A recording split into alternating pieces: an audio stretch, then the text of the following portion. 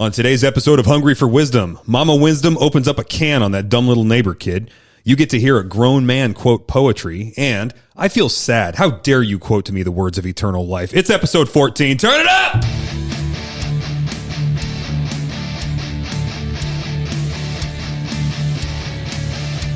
Welcome to Hungry for Wisdom. This is the podcast for people who want to know what God knows. He hasn't told us everything, but man, he has told us a lot. I'm Dustin, pastor at Grace and Truth. If you want to know what God knows, let's dig in.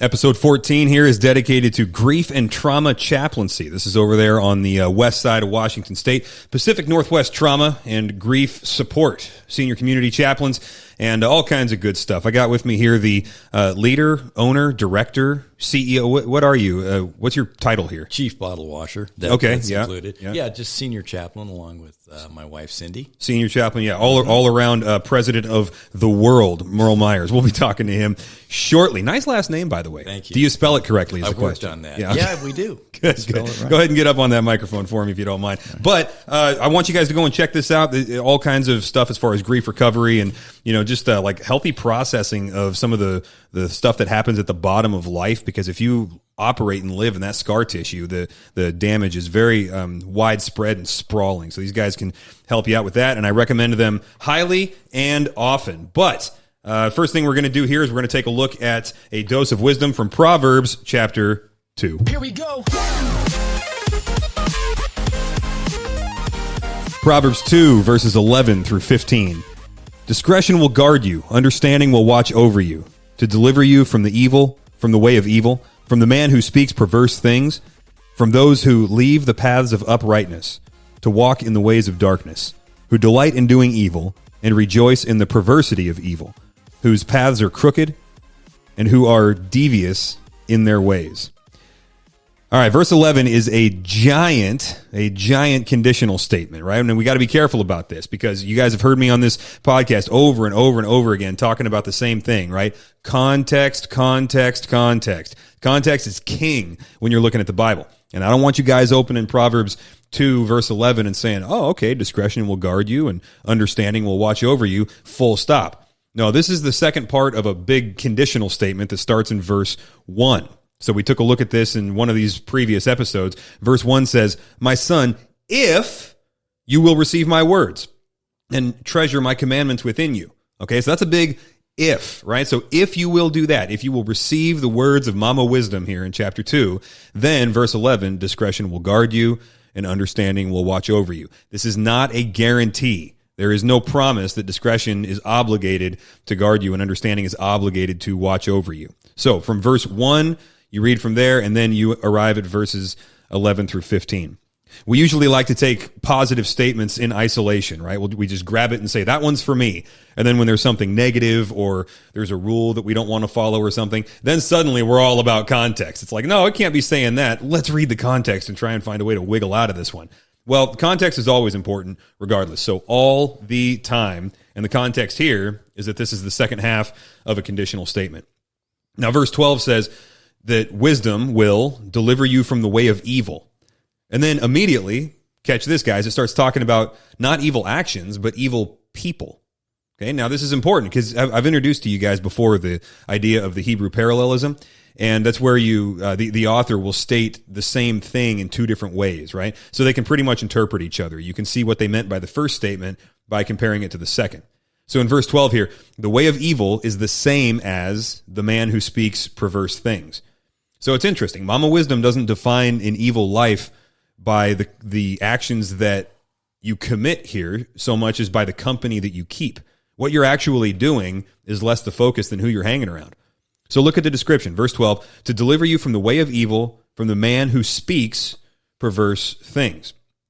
So, of course, if you've read the Bible, you know that the uprightness and holiness of somebody or the perversity and evil of somebody is going to be found in the tongue, right? Your heart always ends up coming out of your mouth. Even if you're a liar and a deceiver and you have smooth speech, at some point it's going to be revealed what's actually in there. So Mama Wisdom goes straight for the diagnostic of the tongue. And then verse 13, from those who leave the paths of uprightness. So they knew the right way, and they departed from it. They were in the right way. They were taught, various forms of wisdom, whatever that might have been when they were younger, and they just decided no. There's a big difference between being ignorant and being a fool, right? If you're ignorant, you don't know something. You are ignorant of a certain fact or a certain concept or whatever. These guys were on the right path, or they had access to it, but they departed from it. So that's the biblical definition of a fool, right? You're stupid on purpose. So it keeps going in verse 13 there, to walk in the ways of darkness. Now, of course, this is the opposite of Psalm 119, 105, very famous verse, right? Probably written by David, who was the father of Solomon, who wrote Proverbs here, right? He says, your word is a lamp to my feet and a light to my path. Nope, not for these guys. These guys are in darkness and they like it. The word of God has no effect on their decision-making. So if they're influencing your decision-making, then they are what Jesus would call blind guides, right? It's the blind leading the blind, and both of you are going to fall into a pit. The description of these guys continues in verse 14. They delight in doing evil. Now, this is a really helpful diagnostic because Christians can do evil. We can be deceived. We can just do stupid stuff. What we can't do is we can't enjoy evil. We can get a thrill out of it for a little while, but it'll never actually lead to joy. So when you see somebody who legitimately enjoys evil and seeks it out, the dude is wicked. He's a fool. And if you spend time with him, then Mama Wisdom says you're going to wind up living in the way of evil. There's no real scenario where you hang out with a bunch of evil people and wind up being, the moral example and the influencer who just turns them all around. Maybe an evangelist could convert a bunch of people, but one good example in the middle of a bunch of bad examples does not have any power to steer everybody back onto the course of rightness. Especially, guys, when we make that mistake where we say, well, I preach the gospel at all times, and if worse comes to worse, I use words. And then we use that weird kind of thinking to get around evil people, and then we're shocked when we get drawn off track and deceived or tempted or something like that. It's it just never works, right? So these guys can enjoy evil. You can't if you're a believer. Not over the long haul, not for a sustained period of time. And so if you rejoice in perversity of evil, which is the second half of verse 14, then you are the wicked one that she's talking about there. So diagnose yourself, diagnose your friends. She goes on in verse 15, whose paths are crooked and who are devious in their ways. Now that deviousness is an important marker. There are people who are comfortable with half-truths, right? So 2 Corinthians 4:2, it says, look, we denounce sneaky and underhanded ways. We openly commend ourselves to every man in the sight of everybody's conscience, and we're not hiding anything here. Everything that we have is upfront and knowable. That doesn't mean that there's no such thing as private information. It's just, we've talked about this in previous episodes. It's the difference between private and secret. Private is fine, but that secret stuff, that stuff that you want to bury and not let anybody see, these guys love that. They are comfortable with devious ways. So it's the opposite of Psalm 119, 105. It's the opposite of 2 Corinthians 4:2. That's how these guys are described. So evil people take you down an evil path. A lot of times it's easier to repent of an evil action than it is to drop a bad friend, and so we won't do it. We'll say, well, I'm repenting of my evil, or I'm changing my ways or something, but we don't change our company. It's the effectiveness of that, the long-lasting nature of repentance, it's really going to be limited by the company that you keep. Because, another place we see this, for example, is with false teachers. So false teachers are these guys that, they say that they're Christians, and then they go after the weak or the untaught, maybe the baby Christians or something, and they deceive them and they pull them off. And I tell you what, some of the harshest language, actually, I could say that categorically, the harshest language in the Bible is not for the enemies of God. It's actually for the people of God who don't do what God says and then misrepresent him or his message. So if you look in the Old Testament, yeah, the enemies of God have prophecies against them, definitely. But the harshest language is reserved for the prophets and the shepherds in Israel. You look in the New Testament, it denounces immorality among the godless, absolutely. But the harshest language is for the false teachers in the church, right? You look at Romans 1, and it talks about the evil of the world. Very clear, Paul pulls no punches. But it has zero to compete with in terms of the amount of emotion that's wrapped up in that, as with 2 Peter 2, where Peter just goes off on these false teachers. The whole book of Jude is about false teachers. And frankly, guys, it's vicious because God doesn't like these guys. These sick, misshapen, spiritual freaks, I guess we could call them. They're not right. You know what I mean? And they deceive people and they devour people. And so they're never going to have to shepherd the people that they deceive. They can just, they're like drive-by theologians. They can just shoot you and drive off, and then somebody else is going to have to clean up the mess. And so these are the guys that it's talking about here. They delight in deception, right? Some guys make a whole ministry out of it. They're devious in their ways. And so when people follow false teachers, they end up going an evil way. And guys, it is hard to watch. I wish we didn't have to see this so often, but we do. So these guys, or, bad friends, bad influencers of any kind, they get your head swimming in something other than God's wisdom, and you end up off the path of God's wisdom, okay? Whether it's false teachers or false friends. There's an old saying, or an old poem, I guess you could call it. Be careful of your thoughts, they become your words. Be careful of your words, they become your actions. Be careful of your actions, they become your habits. Be careful of your habits, they become your character. And be careful of your character, it becomes your destiny.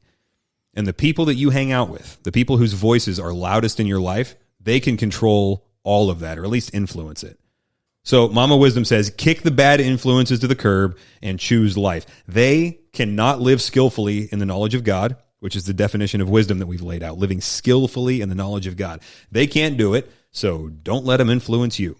Now, if you do live according to wisdom, you get to do all kinds of cool stuff, like start ministries that are going to help a whole lot of people and all kinds of good stuff. So I brought with me today a servant of the Lord who has done just that. You guys have seen episodes before, if you've checked out the Grace and Truth YouTube channel, where we've done things like rubbing elbows with the chaplain and so on. So I got the illustrious Merle Myers, who gets his good looks from me, by the way, also happens to be my father. But the ministry that Merle and Cindy, it's always tough for me, man. It's always tough for me not to say mom and dad. I'm sorry. A lot of history. Right. It's always, so the ministry that Merle and Cindy do is something that is needed, and I would send people there whether I had known them beforehand or not. So again, Grief and Trauma Chaplaincy over there on the west side.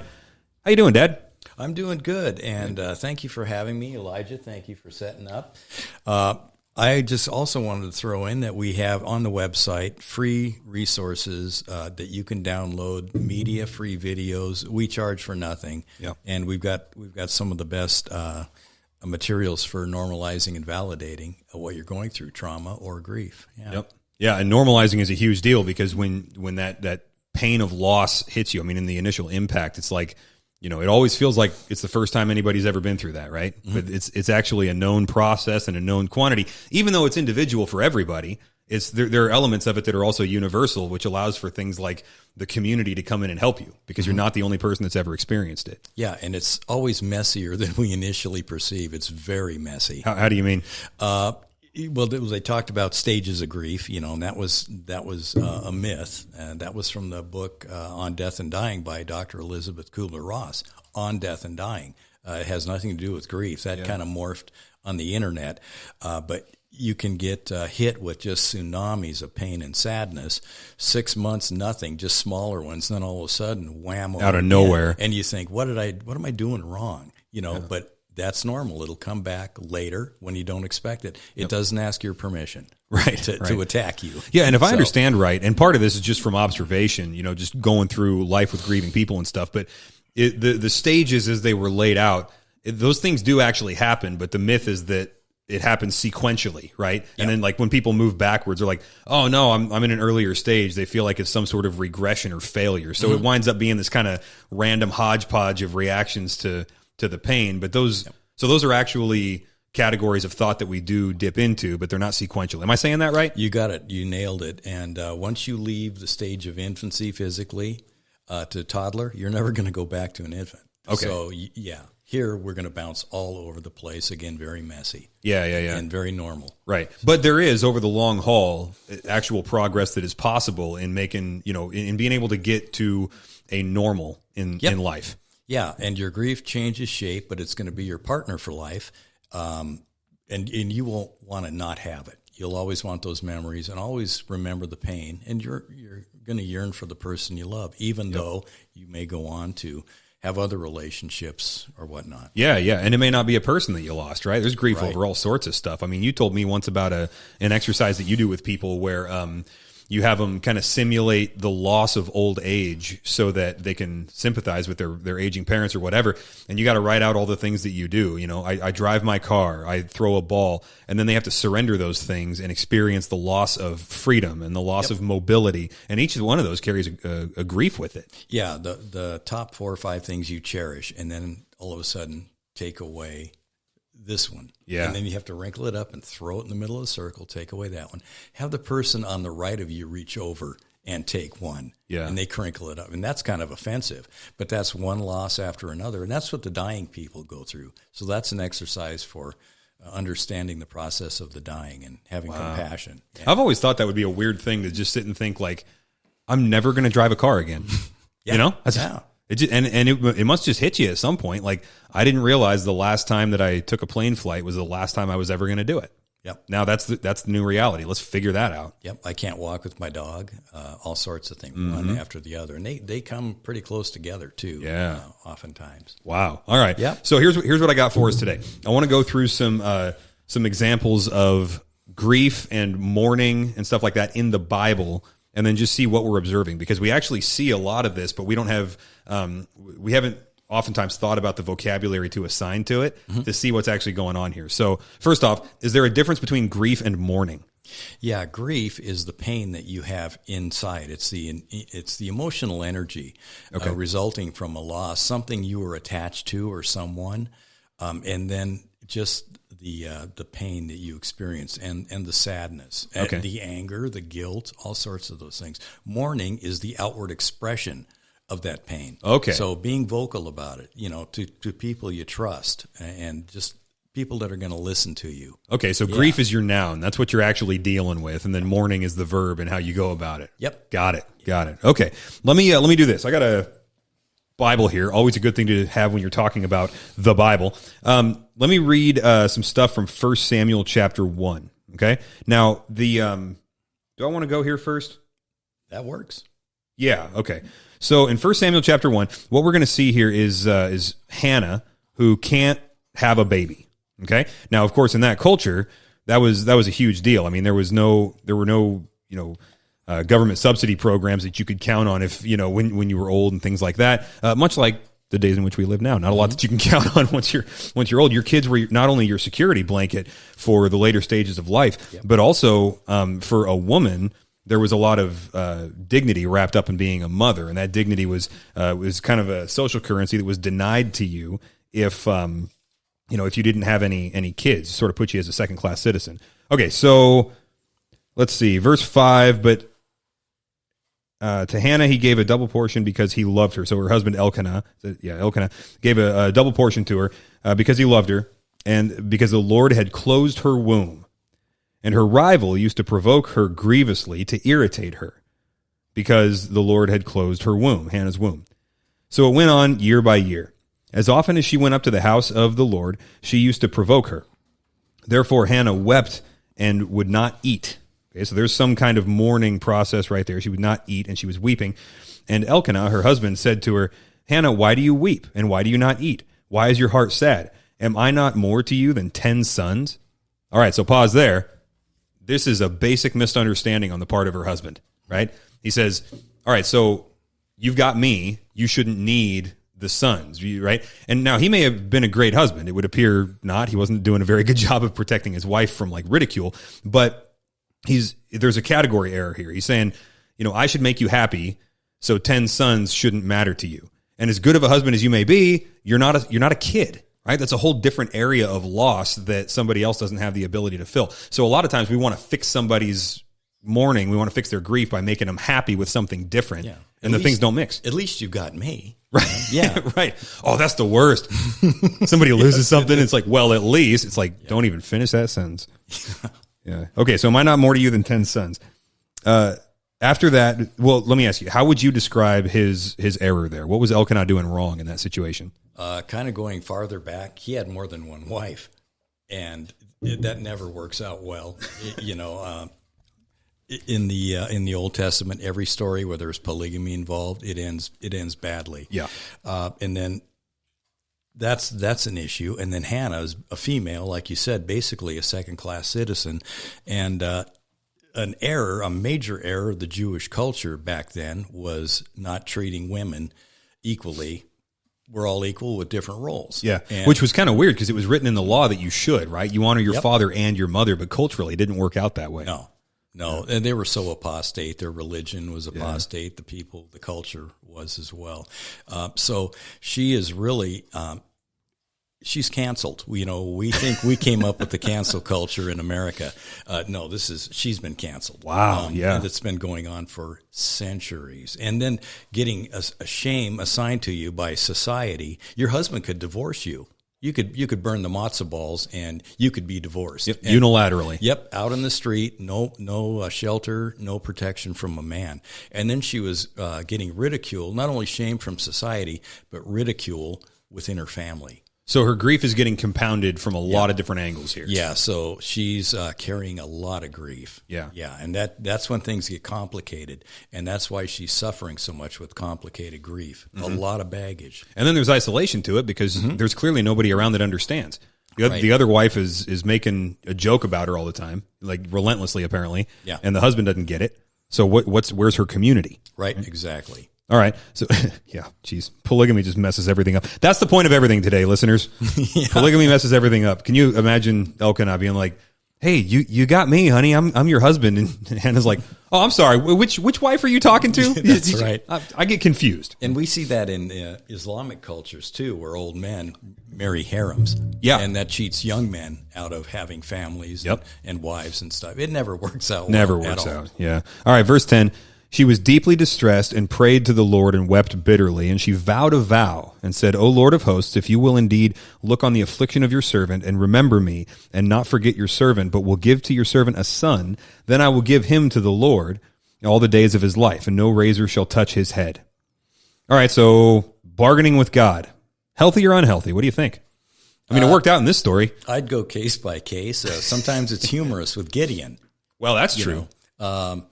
Yeah, you just don't want to come up short if you try and bargain with God. That's my experience. Just keep your word. Careful what you promise. Yeah. Yeah. Well, yeah, and also, it's not a good control mechanism. I would say here that she was, and this is, I'm going out on a limb a little bit, guys, but it seems to me that she was making a request. She was putting herself underneath God, whereas it's possible to try and negotiate from a position of power with God, which you don't want to do. That's not operating in reality.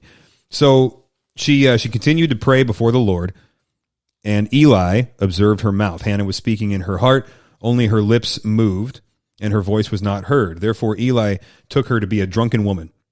And Eli said to her, how long will you go on being drunk? Put your wine away from you. Pastor, fail! She can't get a break. No. Eli's a good dude, too. Yeah. He just whiffed. Yeah, all right. Verse 15, but Hannah answered, no, my Lord, I am a woman troubled in spirit. I have drunk neither wine nor strong drink, but I've been pouring out my soul before the Lord. That's a good move. That's a good move. It's a great move. And then she also wants to dedicate her child to God. Yeah. I want a child so I can dedicate him to you. So it's not just selfish. It's not just increase me, right? Yeah, right. That's cool. All right, 16, do not regard your servant as a worthless woman, for all along I have been speaking out of my great anxiety and vexation. And then Eli answered, go in peace, and the God of Israel will grant your petition that you have made to him. So Eli changed his tone there once he realized what was going on. His response to her then, being a woman in grief for lost plans, lost future, lost hopes and dreams and whatever, how was his response to her? Good, bad? What could he have done? Well, God was behind that because he wasn't just going to go out and say, okay, you're going to have a baby, go in peace. I thought that was great. Okay, good. Yeah. Yep, affirming, reassuring, and he was ready to rebuke her, but saw nothing to tell her to repent of once he got his hands around the situation. So, good point. All right, 2 Samuel. Let's check that out. Chapter 3. That's 13. 2 Samuel 3, verses 33 and 34. Now, the context here is, there we go. Actually, it says the context here. And the king, David, lamented for Abner, saying, should Abner die as a fool dies? Your hands were not bound, your feet were not fettered. As one falls before the wicked, you have fallen. And all the people wept again over him. So, Abner here is a guy of prominence in the society. He was kind of one of the heroes of their culture. And David here weeps in song, right? So it seems that there was some preparation that went into this. I doubt he was freestyling this. He was, this is pretty structured stuff. So the role of poetry and music in group mourning, is that an important thing? Because we don't do a whole lot of that. Yeah, it really is. And, it can just be it could be a memorial service. You don't want it to be the comedy hour. Right. You want to be able to actually express how you miss the person that has died. No, I think that's great. And we do see that today. We see them in all different cultures as well. Yeah, the most common song played at funerals now is Amazing Grace. Okay, fair enough. Except when it's done at a non-Christian's funeral. It drives me nuts. They're like, or bagpipes. What's with the bagpipes, man? Did I tell you about that time I almost got into I got into a really weird altercation, a verbal one with a bagpipe player at a funeral. Did I tell you about that? No. Okay, okay. I guess other people are listening. I don't know. Yeah. So I'm out doing this funeral, and it's outside, and they wanted bagpipes, and I'm just like, geez, I hate these things. I really do. Right. I understand the point of them, like back when you had to announce in Scotland, like, hey, there's war, and you had to the sound had to carry across the the Bad field. News, device of torture. Yeah, exactly. Which is a pretty good description of the sound a bagpipe makes. Yep. And so I get it then, but I'm like, man, I'm a classically trained musician. You spent a lot of money putting me through music lessons. You know what I mean? And it's all just about being in tune. Like, tune it or die was our motto. And you can't tune a bagpipe. And I'm just like, why is this still a thing? I don't get it. And so I'm talking to this guy. I heard him warming up, and it just makes my skin crawl. It's like you're choking a duck. That's how it sounds to me. So he stands there talking to me while we're waiting for the family to show up. And I wanted to know, because he wasn't Irish, he wasn't Scottish, he was some dude from Wisconsin or something. But he had the kilt, and he had the really nice gear. I was like, how'd you get into bagpipes anyway? And he goes, well, what do you mean? I said, well, there's a lot of instruments to choose. Why did you pick the bag? I wanted an answer, but I also didn't know how to be classy about it. He goes, what's wrong with bagpipes? And I'm just like, well, I mean, wrong, maybe nothing, but wouldn't you pick one that you can tune? And he says, oh, you can tune these things. You heard me warming up, didn't you? And I said, yeah. He goes, well, that was in tune, wasn't it? And I said, no. There was no other answer other than no. And he got really quiet, and he looks at me, and because there's a culture behind the bagpipes, And so I had offended his culture. And so we just stood there silently, and I kind of looked over at him, and he'd kind of look over at me and grimace, and okay. And then we went and did the funeral. Never got a good answer as to why he picked the bagpipes. So I assume there isn't one. It's like going to a symphony, paying the money, buying the ticket to hear the orchestra tune up, and then you walk out. And then you leave. Yeah.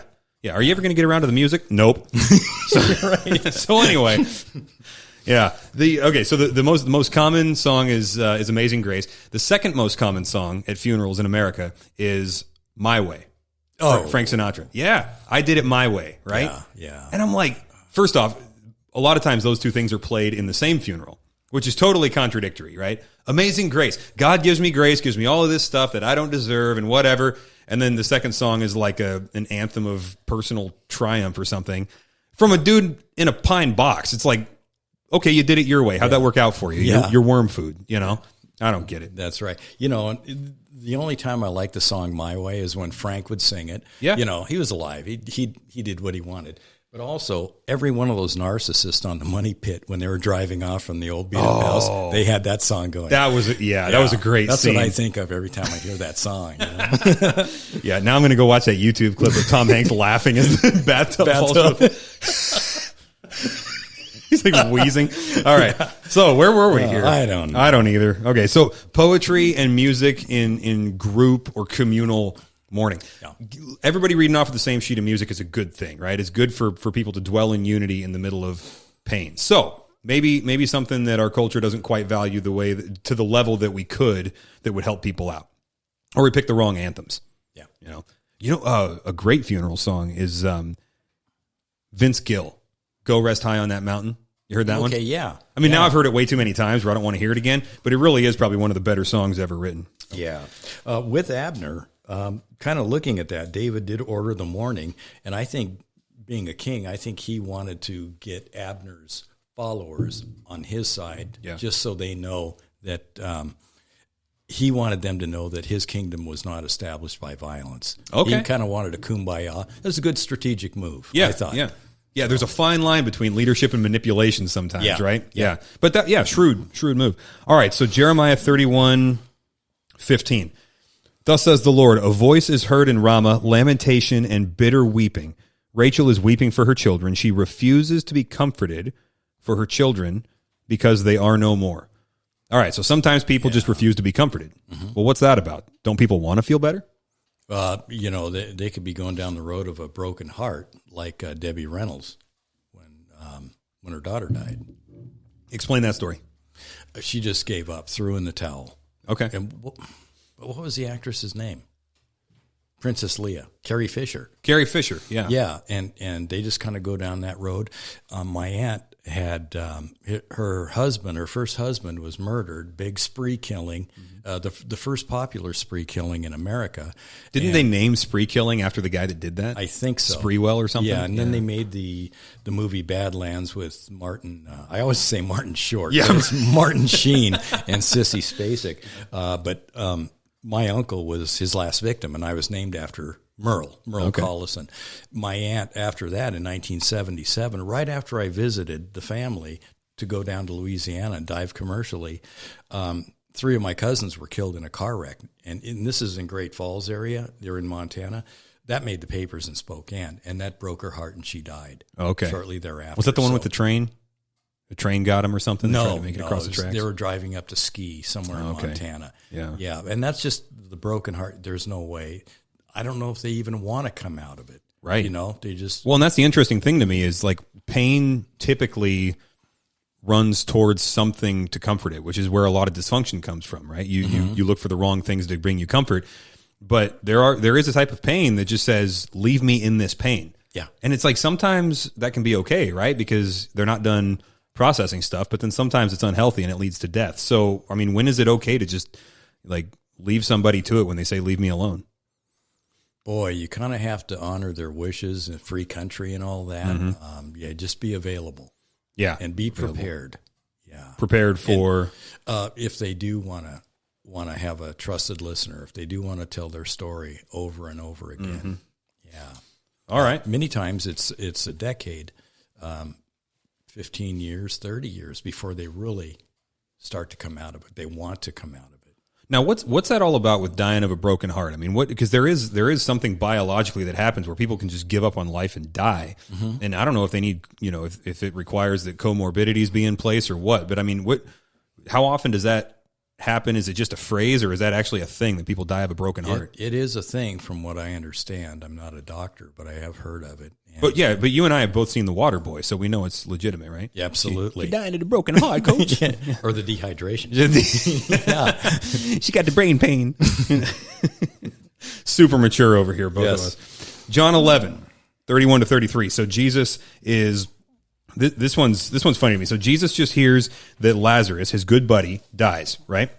So when the Jews who were with her in the house were consoling her, saw that Mary, they saw Mary rise quickly and go out, followed her, supposing that she was going to the tomb to weep there. Okay, so right off the bat, the religious community shows up and is in her house to comfort her, and the religious leaders, the Jewish leaders, and so on. This is a good thing, right? Religious community shows up to provide comfort. So they were going to go and follow her. They figured she was going to the tomb.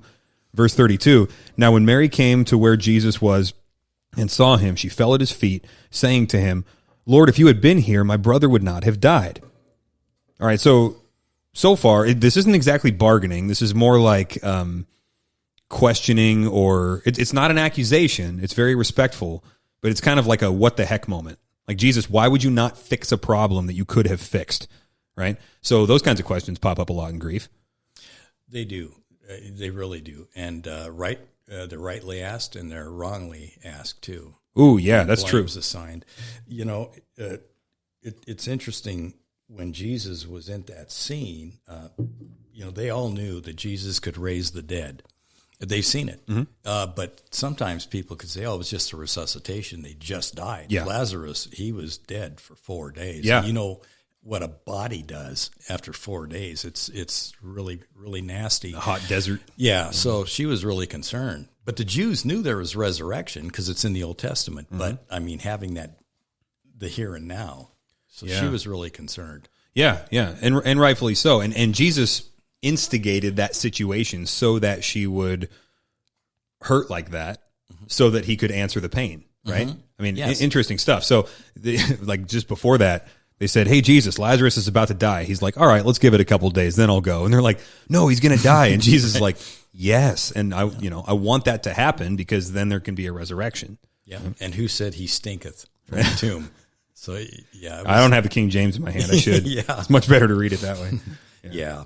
One question I had, Jesus in that verse or chapter, he talks about being moved, deeply moved. Yeah. So what was he deeply moved about? Was it because of all the wailing and people that didn't think they would see him again, or just unbelief? The wailing of the unbeliever. Is that what that was about? No, the word there for deeply moved is the same word that that they use for horses that are about to go into battle, and they're like, giving that kind of sort of sound, and they're clawing with their hoof at the dirt, ready to go. It was an internal push towards action, and so he was actually angry, but it was kind of it was the sort of anger or impetus to fight is what it was. And so when it says he was deeply moved, he was deeply moved to action.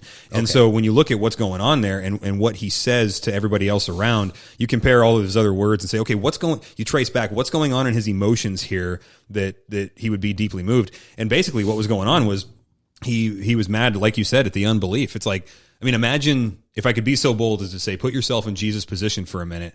Boy, here's some grief for you. So he was the one that created the world, right? So Colossians 1, Hebrews 1, whatever. When God created the world, it was God the Son, before he was named Jesus, right? He was the active agent in creation who was actually pulling the triggers and making stuff happen. So here's this wonderful creation that he had made, and death was not originally a part of it. That came in as a corruption. And unbelief was not originally a part of it. That came in as a corruption. The separation, the relational separation between man and God was not part of it. That came in as a corruption. And so now he's standing in the middle of this creation, and it's a magnificent creation, and there's all this crying. And it's like, what the heck? Like, this is not this is not my work. This is the work of the devil. And so it was just kind of like a big yell. This is not the way that it's supposed to be, which is really cool, because then he leads into the resurrection of Lazarus, where he's like, and just so everybody knows, I'm undoing this. This is what I'm all about, is I'm undoing this nonsense that you're looking at right now. So, yeah, good question, because it's interesting to get a peek into the psychology of Jesus, fully God, fully man, right? Yeah, and I like the old theologians that said when he looked into the tomb, he said, Lazarus, come out. And some of the old theologians would say if he wouldn't have specified Lazarus, everybody probably would have come out. So, but that's what he does and what he could have done at that time. Yeah, so, that was the old fathers. Yeah, they said that the power of the command of Christ is such that he had to specify. right. Else, he'd have been like, come for, no, not you guys, just him. Yeah. All right, so Lamentations 1:1. How lonely sits the city that was full of people. How like a widow she has become. She who was great among the nations, she who was a princess among the provinces, has become a slave. So now this is not mourning over a personal loss, but over Jerusalem, or, by extension, Israel, right? Israel, yeah. And you go to Jeremiah, these are the prophecies. Here's what's going to happen. You're going to be ravaged by the Babylonians, ravaged. Lamentations, skip forward. Here's what's going on. Yep. So, and also written by Jeremiah. Yep. Also by Jeremiah. And we see that with Habakkuk too. We see the anticipatory grief of what's going to happen. Being with your loved one, lingering illness, you anticipate their death. You have that grief. And then it's a whole new, different type of grief once the death has happened. Lamentations is the whole new type of grief because it's happened. The death has happened. Anticipatory grief. Mm-hmm. That seems like it's perfectly reasonable. And yet could get really dangerous because you don't know what's going to happen. Right. So like you could grieve something and that could just wind up being worrying. And that's something that Jesus in the Sermon on the Mount, he flat out says, look, don't do that. Tomorrow's got enough troubles of its own. The troubles of tomorrow will be there when you get there. Sufficient for each day or its own troubles. And yet if you've got a spouse who's, dying of cancer, it's perfectly reasonable to be in a zone of grief. So when is it okay and when is it idolatry to, or, a control issue or whatever, to suffer in advance? I think just understanding the pain of losing someone that we are attached to, and attachment theory that was developed in Germany. What people don't tell you is it was developed by people that were children of theologians and pastors, and it's biblical concept. Yeah, very relational, and we have to let go little by little, and that hurts, and that's how we're wired. Right. So yeah, anticipatory grief. Letting go little by little is an important human process. And that's feeling the pain. Yeah, that's important to know. Lean into it. There's a time to just lean into it and say, I'm just going to experience this, not run from it. Yeah. Yeah. And it's when doctors say, no, I got another thing we can try, or there's an experiment that's going on here or there. They don't want to throw in the towel because they're trained to fix things. Families that don't want to send their people to hospice, their loved ones, they think it's throwing in the towel. Heck, we've seen hospice graduates. We volunteered with them that came off hospice. But they just they always think they can do something that, Sure. And we're fixers by nature, and there's nothing more worth applying that part of our nature to than preserving human life. So it's reasonable, but there's a time to seek and a time to give up is lost, right? Yeah. Yeah. Can I go back? Yeah. Circle back on one thing? You can do whatever you want. You are a guest of honor. Well, thank you, sir. We look at Jeremiah, and we look at the Old Testament prophets, and those guys were pretty rough customers. Yeah. They would tell it like it is. So you're going to saw me in half. I don't care. God's going to flatten you. Yep. He's telling you right now. So they had the guts to do that. Jeremiah was no exception. And then you have King David and Habakkuk especially. All these guys would openly mourn. As tough as they were, David, man of war. And then... he's writing songs about it. Yeah, Psalm 6:6. Slow ones. I am weary with my moaning. Every night I fled my bed with tears. I drench my couch with my weeping. That's a tough guy. Yeah. Being able to mourn and express his pain to God and to everybody because it's in the Psalms. Yeah, and he publishes it publicly. Yeah. Right? Yeah. Yeah. So that's the balance.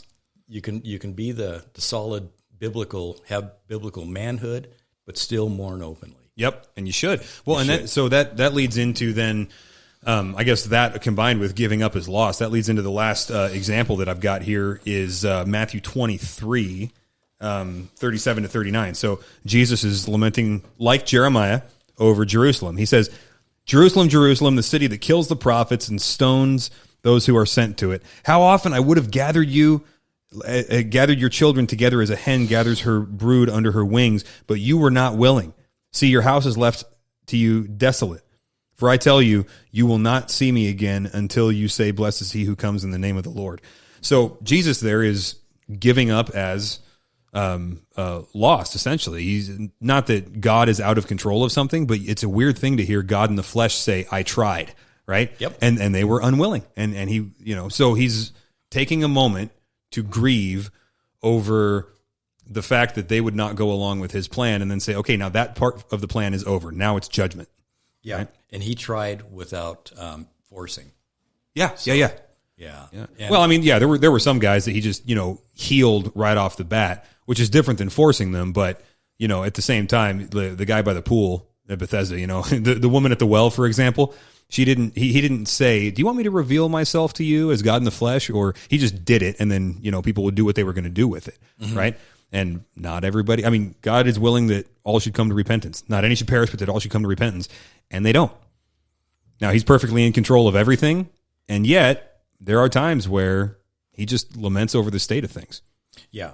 Yeah. And that's really his perfect righteousness and just honoring us to be accountable for what we decide, either face him as our savior or judge. Yeah. And that's our choice. And he does have an emotional attachment to our decision. He does. Right? And a reaction to it. Yeah. Yeah. He's not some robot that would you like to hit A or B, saved or not saved? And then just think, thank you for your input. And then he, wanders off. He cares. Yeah, he doesn't. Most of the people he healed, John said, to write everything down that Jesus did. Every book in the world couldn't contain it. The whole world couldn't contain the writings. It would be almost as big as our tax code. Yeah. Yeah. And I think most of the people, I'm sure most of the people he healed did not become believers. Mm-hmm. They didn't. A lot of them didn't even say thank you. They just moved on. And a lot of them were in the crowd screaming, "Crucify him, give us Barabbas." Yep. Yeah, and that's kind of the common grace that God has for everybody. Jesus healed everybody. And like with our chaplaincy ministry, we work with Christians, non-Christians, Buddhists, everybody. It has common grace like Christ did. These people are made in the image of God and they matter. You don't have to affirm untrue information to care about somebody because they matter. Yeah. I would like, Dustin, for you to kind of explain the suffering of Jesus, the Garden of Gethsemane before the crucifixion, when he prayed, and just the psychological, the emotional trauma he was going through. Could you explain that? And could you explain the kid Ron Brook leading up to that? Pop quiz. Just to show, explain to them, just to show that he went through this as well and more. Yeah, so Hebrews 2, Hebrews 4, a lot of these areas, they make claims that Jesus has been everywhere that we have been. Maybe not in every exact situation, but every category of temptation or suffering that we've been through, he's been through it to the extreme. And so there's nowhere that we're going to go in life that Jesus has not already been, which is a cool thing because that means that when he demands faithfulness out of us, God has already received the human faithfulness that he requires. And when we fail in these areas, the fact that Christ is our righteousness and Christ is our perfection, it actually took because he practically went through these situations and dominated even when we don't. Also, when we are going through these situations, we have an understanding high priest, right? We've got somebody who can sympathize with us because he's been through all this. So these are a couple of great examples. In the Garden of Gethsemane, right before the cross, he tells his disciples, look, you go over there and pray, stay watchful, because he knew that some guys were coming to arrest him because Judas went all Judas on him and sold him out. So he says, you go over there and pray and be watchful. I'm going to come over here and pray. I know I'm going to the cross. I got a few minutes to talk to my Father. I'm going to do that. And so we have a transcript of that prayer in John 17, and it's incredible. And so while he's praying, I don't know if it's a transcript or a summary, but anyway, it's at least part of what he said. So while he's praying, it says in, I think... Oh boy, I don't want to misquote the passage. I think it's Luke 22, like 44 or something. Anyway, his anguish was so deep that he was sweating as though drops of blood. So there was some kind of, and I've heard this explained before, but I don't know what it is. There's some kind of physiological stress response where you can actually bleed from your pores because of a great anguish. So here we see the crossover between the emotional, the physical, the spiritual, all wrapped into one, and that's something that we go through, right? So when we're sad, we're also tired. It's draining to be in grief. You want to sleep all the time. That leads to depression. That leads to our cognitive function being, a little bit inhibited. You can't hold a conversation the same way. And then oftentimes prayer is harder. The Bible reading doesn't seem to be quite so vibrant and fruitful. So the physical, the mental, and the spiritual are all interconnected. And he was under stress in all of these areas because of what he was about to go through on the cross. And he was losing his friends and these relationships, and the people he came to save were about to call for his murder, and the justice system was going to break down in 3 forms of justice, and all of this stuff. I mean, it was as bad as it could possibly get, and so his anguish was extreme, and he didn't run from it, and he actually enters into not a bargain but a request with the Father, where he says, "Can we do this? Can we do this some other way?" Right? He says, I'll do whatever you want. Not my will be done, but your will be done. But if there's another way to accomplish redemption, let's do that. And then God the Father said, no, we're going to, we're going to work the plan from the beginning of creation. And Jesus went right along with it, submissively, because that's what he did. So he prays, he has the anguish. By the way, in his anguish, we see in John 17 that he spent most of the time praying not for himself, but for us. So, that's how much Jesus loves you. There you go. And so then Judas comes, betrays Jesus with a kiss. He says, hey, the guy that I kiss on the cheek, that's Jesus. So there's that whole tragic scene where, a sign of friendship actually is a betrayal. All of these really kind of raucous events happen where Peter chops off some dude's ear and then Jesus heals him and stuff. It's a very turbulent few minutes. But then they arrest Jesus. He says, I'll go peacefully. And they walk him to be tried, right? To put him on what ended up being an illegal trial. And, he goes with them peacefully, but what we know about the geography of that area, and check this out, this is what Merle's referring to here. He was on the Mount of Olives. That's where the Garden of Gethsemane was. And then they were going to the area where the temple is. Eventually, that's where he would, kind of end up and then take his cross out of there. And those are both on a hill. Now, between those hills is a ravine. And at that time of year, what they were doing was celebrating these feasts where a lot of sacrifices were happening in the temple. And so the temple, in the temple, they would slaughter all of these animals, and there was a drain that would run out into that ravine. And that's in what we call the Kidron Valley. And so there was the Kidron Brook, which was the little trickling river of blood that ran out from all those sacrifices that were happening in the temple. And so if you look at where Jesus was in Gethsemane and where he was going, in Jerusalem, then you realize he would have had to step right over the Kidron Brook.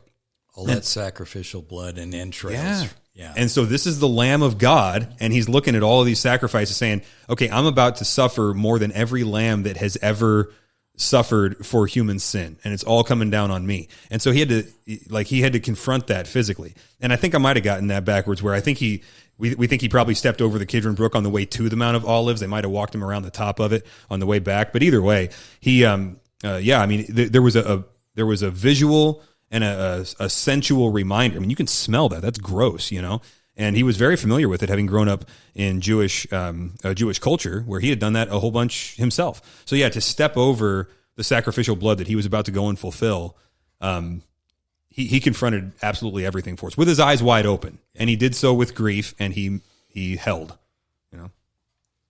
Thank you. Is that where you wanted me to go with that? Yeah. Okay.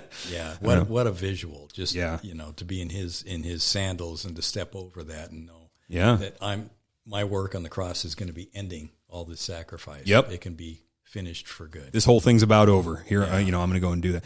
Yeah. So a question that I had for you is, how much should we guide the grief process? Right? Because there's a sense in which when somebody's mourning, whatever they feel like they need to do is probably what they need to do. Right? Mm-hmm. If they need to sleep, if they need to be grumpy, if they need to get to work, if they need to not work for a while, there's a time to just roll with it. But then there's a time to kind of, walk somebody through it. So how much are we supposed to guide this stuff? We tend to let the people's grief take the lead. We definitely want them to know that this is the best option. It takes the lead. So it's going to slam you with, emotional pain, sadness. And then it's going to kind of be processed. Those tears you cry, you'll never cry again. Yeah. That's being processed. But there's plenty more where those came from to be processed later. And then all of a sudden the grief will depart, and then you're back in the restoration. I got to pay some bills. I got to get some kids to the school. So you let people, encourage them to let the grief take the lead. Okay. All right. Yeah. So so guiding somebody through the process then takes more the form of like giving them permission to do what they know they need to do. Yeah. Yeah. Gotcha. So is there a time to be done mourning? Right? Because there's a time where you got to move on in practice, like you're saying, even if you can't move on in your mind yet, because you never completely will. But I'm thinking about 2 Samuel 12, where David's baby dies, and then he's just done grieving. And he makes this decision like, okay, I'll see him again in heaven. I'm going to get back to being king. So is there a time to just be done? Because we all know those people, and some of us have been those people, that, the mourning has gone on longer than people think that it should, right? Who at some point somebody's going to be right about that. So how do you know? It takes as long as it takes. So it can be weeks, months, years. Okay. And it really depends on the relationship that you had with the person. Even if it was a not so loved one, there's still pain there because they're no longer there to let you down one more time. It's another change. Yeah, things are never going to be the same as they were. Yeah, and all that. And when David, his infant son died, newborn son, that was very unique. Everyone's grief is unique, but this one was really unique because the son died, and then all of a sudden, there's nothing I can do. But David knew he was going to see his son again because he said, he will not come to me, I will go to him. Mm-hmm.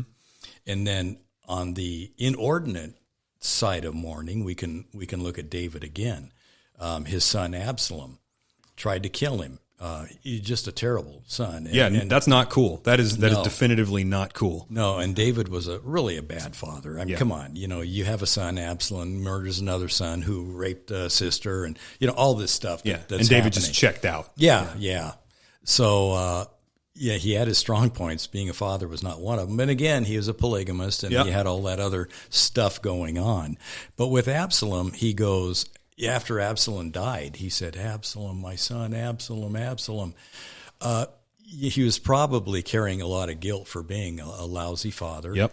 And also, he knew that he wasn't going to see Absalom again because Absalom was evil. Yeah. So then that mourning, that I would say was inordinate mourning. He never really admitted that he was a bad father. Interesting. Okay. Yeah. So there does exist somewhere a boundary where grief is not healthy, right? Yep. And that's like I'm trying to find that with you because it does exist and we all know that. Like and like sometimes it takes the form of people that are melodramatic and they like to be the ones that are publicly suffering and get the pats on the back and whatever. And sometimes you just want to look at somebody and say, knock it off. Like you're really wearing out your welcome in people's hearts because you're manipulating people now to get more of what you want. Right. But you never want to say it. And, Right. And half the time the person that does say it is wrong about it because it's like, no, this is what this person needs. But what are the boundaries on grief or the mourning process? I mean, is it when it starts to hurt the people around you? Yeah, it's when it really starts to hurt yourself. And if David was stuck in that mode with Absalom, for the rest of his life, he would be in that mold where you're comfortable with the pain that you know. Okay. Yeah. Okay. And we see that 1 out of every 3 dozen or so people. Yeah. They don't want help. They don't, a lot of times it'll be a decade, then they'll start to process it. Some of them will spend the rest of their lives there. Okay. So what about people in mourning that do actually wind up hurting the people around them? Maybe they get vicious or they get manipulative or they think, whatever I do is going to be right because after all, I'm hurting, and then they wind up devouring their kids' emotional well-being or something like that. I mean, there's a time to come in and say, hey, you know what? Let's go over here instead. Let's do this instead. We can't be doing that, But it's hard to correct a mourning person. So when do you know it to? Is. Well, we teach the grievers to set boundaries in place. Don't let the wrong people that are going to say the wrong things close enough to push those buttons on your chest. Yeah. People around that kind of mourner, they need to put boundaries in place too and just say, I'll be here. Well, and honestly, I mean, boundaries are safety, right? And when somebody whose whole life has just been rocked through a loss or some kind of, painful event, a grief event, when they run up against a boundary, that represents, sometimes that can represent safety for somebody and say, okay, I know the parameters here. I can't find the edges anywhere else in life right now, but here I know where I stand with these people. And if that's done in love, that can sparingly and on probably very rare occasions be the best thing to do. Mm-hmm. Yeah. Yeah. There have been times where, just walking through difficult situations with people, you got to, I've had to say things like, hey, you really can't talk to your wife like that. Let's try that again or something. Yeah. And that actually ends up, the couple of times I've had to do that, it ended up sort of snapping them into a different part of their brain where they actually had to function, and that was good for them, which is different than, just punching a dude in the face and be like, don't you ever, because they're not really in control of themselves a lot of times, right? Yeah. Right. Yeah. So grief in the Bible, mourning in the Bible, there's a lot of it. And it's not labeled with our modern day vernacular labels for this, right? But if somebody is in the middle of, let's poetically say, in the throes of grief, right? Somebody's in the throes of grief and they pick up their Bible. Let's leave them with this. Where should they go and what should they understand when they read their Bible? Pastorally, I'll say this. Don't go to Job looking for answers to your suffering, okay? Bad move. Yeah. Because the book of Job is not about suffering. It's about how we see God in the middle of suffering, and it's not there to give you answers. It's there to give you divine perspective, which is not what we have when we're suffering. We have a very emotion-filled human perspective, and that's okay. So Job serves a different function than that. So if there's a Christian who is suffering for something, just wants to go take comfort in their Bible, what do they look for? Where do they go? And what should they know before they open the thing? What do you think? Boy, there's so much bend to fit with people trying to fix other people with the scriptures, trying to drop them in a way that it doesn't really mean that. I like to it helps to empathize with them by sharing how people in the Bible have suffered. Mm-hmm. Give them some biblical community. Yeah, Paul. Don't try to fix it, and then because then they could just get mad at God and never come back to church if they're not already mad at God. Yep. Yeah. So this is a journey. It's the wilderness. You're in the wilderness. here's people that have suffered too. Mm-hmm. Yeah, something that I've told people. Now we'll do this live, okay? We'll do it live. So if I'm wrong to have said this to people, you can correct me in front of our entire podcast subscription audience, okay? So I've told people before, as you know, just one thing to do when they're reading their Bible, just read through the Psalms, and a lot of stuff will not apply to your situation, but you'll find gems that will. And so look for those and hang on to them. Good advice or bad advice? Good advice. Okay, good. Yeah. I have been affirmed here today, so I'm I'm in a good mood. Yeah. No, you're going to be taking care of me someday, so I'm going to be very docile here. Yeah, so. Yeah. All right, good. Well, listen, this is not the first one we've done of these. It will not be the last one, I'm sure, but go check out Grief and Trauma Chaplaincy, guys, and they're available, for people that don't live on the west side of Washington State also. There's a lot of, electronic ministry that happens in various ways. So check out the website, which is what? griefandtraumachaplaincy.com. .com. There you go, all guys. All free downloads, all free resources. Yeah, and remember, you got something else there? Yeah, next time, can we talk about, we've both been approached by people that have lost children, miscarriage, yes. Later on abortion, where it catches up with them. I specifically did not put that one on the list because that's a whole episode in itself right there. Good, good. Is my child in heaven? And we got some really good news about that biblically. So, you bet. So next time we get you over the mountains here, we'll go ahead and set up the microphones and we'll do that. In the meantime, guys, the world is a messed up place and we suffer for it, but we have a gospel that is perfectly suited to fix it. So have that nimble on your lips and let us know if we can help or if you need any more information about anything that you heard today. And until then, go tell somebody about Jesus.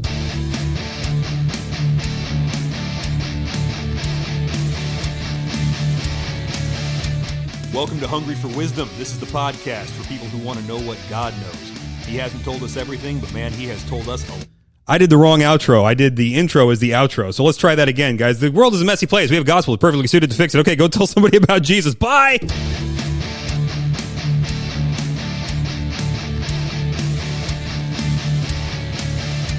Hungry for Wisdom is a ministry of Grace and Truth Community in West Richland, Washington. You can find out more about us on our app, social media, or at graceandtruthcommunity.com.